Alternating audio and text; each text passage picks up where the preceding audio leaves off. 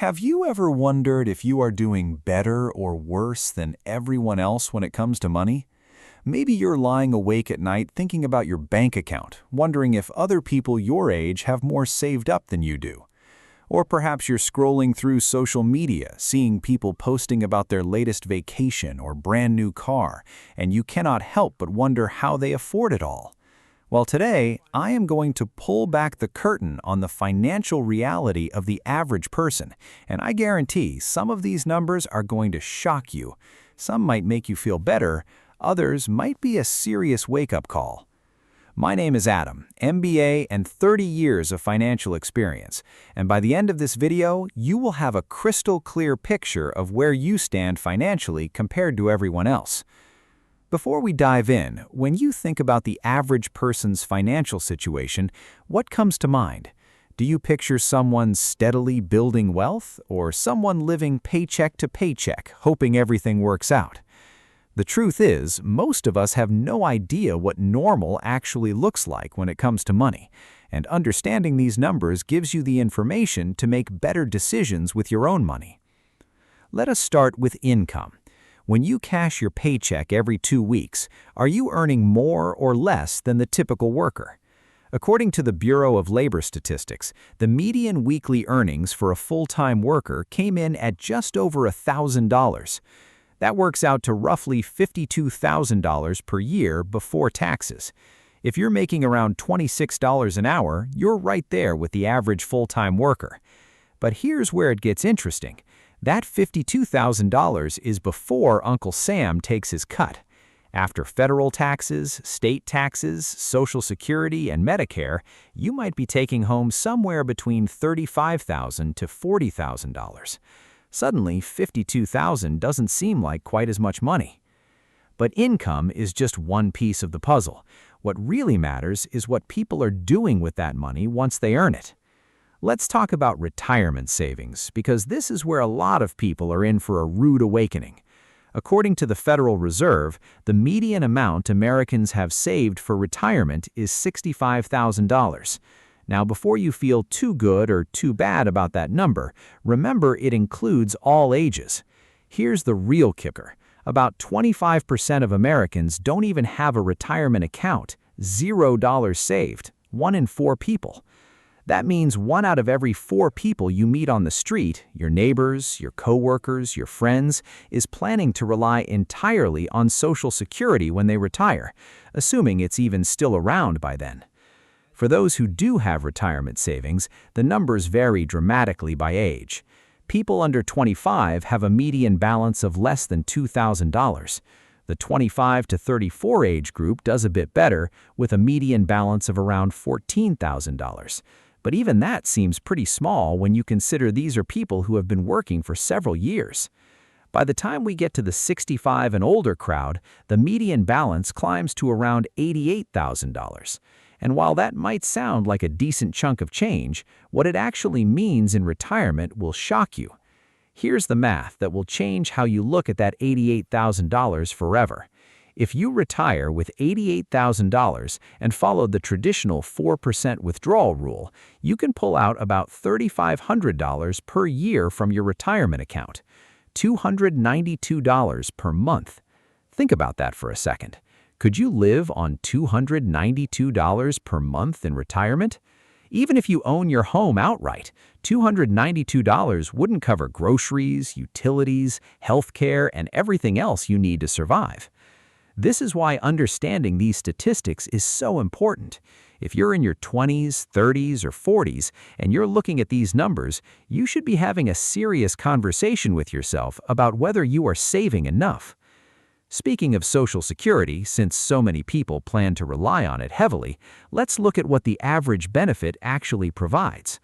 The Social Security Administration reports that the average monthly benefit is around $1,550. Now, $1,550 per month might sound workable at first, but here's the catch. If you had years where you did not work or earned very little, your benefit could be significantly lower, and lower than $1,550 is genuinely difficult to live on. Let us shift gears and talk about something that affects your day-to-day life right now: spending. How much does the average household actually spend each month? According to the Bureau of Labor Statistics, American households spend an average of $5,577 per month.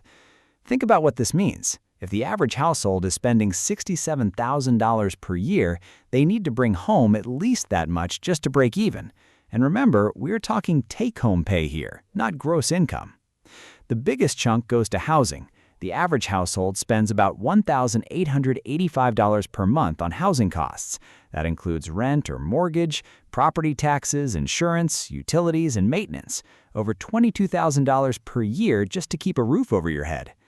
Food comes in as the second biggest expense, with the average household spending about $691 per month on groceries and dining out. That's over $8,000 per year just to keep everyone fed. Transportation eats up another $913 per month, nearly $11,000 per year just to get from point A to point B. Car payments, insurance, gas, and maintenance. Add housing and transportation together, and you're already at $2,700 per month before anything else. Now, let's talk about something that affects everything from your mortgage rate to your car loan terms: credit scores. According to Experian, the average FICO score in America is 715, which is actually pretty solid.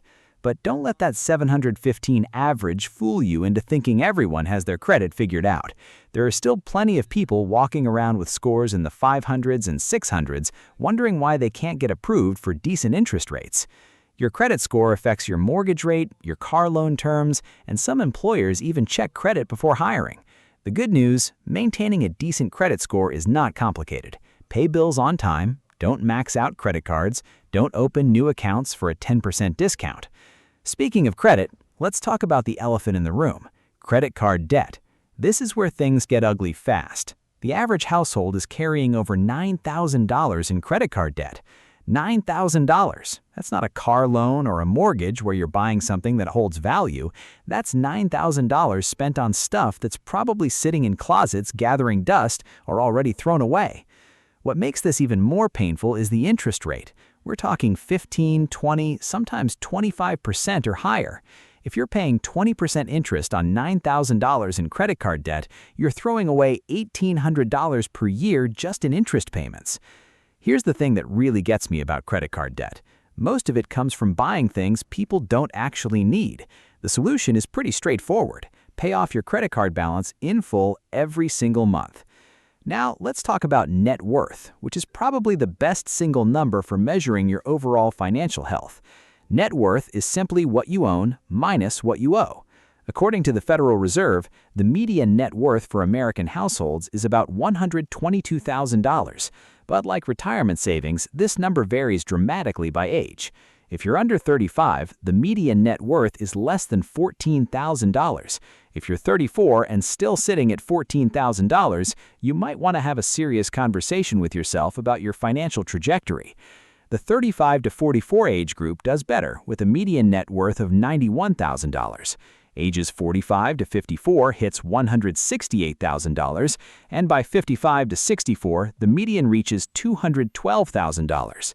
Here's what I find fascinating about these numbers. They're actually pretty achievable for most people with decent incomes and some basic financial discipline.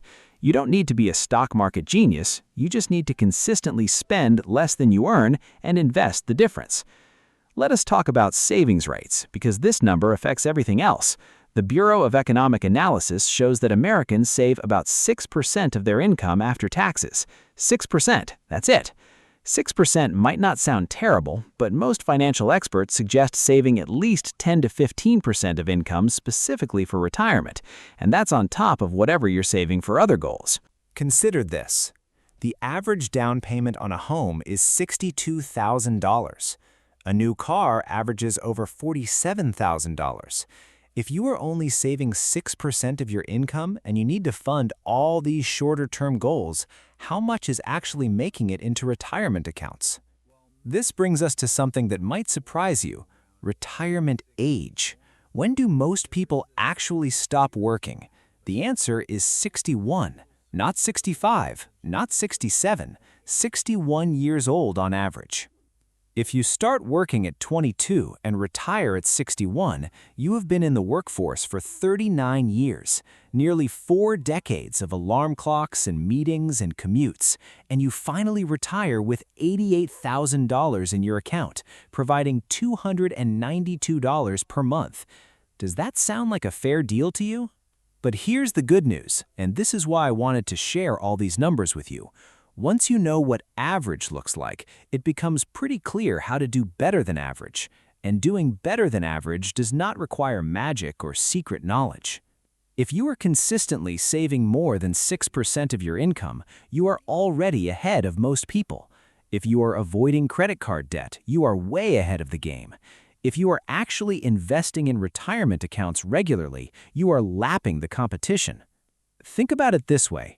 If the average household spends $5,500 per month and you figure out how to live comfortably on $4,500 per month, you have just freed up $12,000 per year for savings and investments. Do that consistently for a few decades and you will be in a completely different financial league. Here's what I find most interesting about all of this. Everyone says they want financial security. Everyone says they want to retire comfortably, but the average person's behavior does not match those goals. Maybe people assume everyone else has their financial act together, so they don't feel urgency to change. Or maybe they know they should be doing better but don't know where to start. Either way, the average behavior is not creating the average desired outcome. If you're watching this video and some of these statistics hit a little too close to home, do not panic. The fact that you are here learning about money and trying to understand your financial situation already puts you ahead of most people. The key is to use these numbers as motivation, not as an excuse to give up. If you are 35 with less than $14,000 in net worth, that does not mean you're doomed. It means you have some work to do, but you also have 30 years or more to get it right. And if you are already doing better than these averages in some areas, don't let that make you complacent. Maybe you have a great credit score, but your retirement savings are behind. Maybe you save well, but keep everything in a savings account, earning nothing instead of investing. The bottom line, these financial statistics of the average person should be eye-opening and empowering. When you know what normal looks like, you can decide whether you want to be normal or whether you want to be better than that. You deserve better than retiring at 61 with $88,000 and hoping Social Security doesn't run out. You deserve the peace of mind that comes with having your financial house in order. These statistics show where the average person ends up. They do not have to define where you end up. Drop a comment below. Where do you think you stand compared to these averages? Are you ahead, behind, right on track? I want to know. And subscribe to Golden Endings for new videos every week on building wealth and understanding money. Thanks for watching. Stay connected for real patterns, real fixes, and true financial awareness. Keep learning, keep growing, and keep building a stronger financial future. See you next week.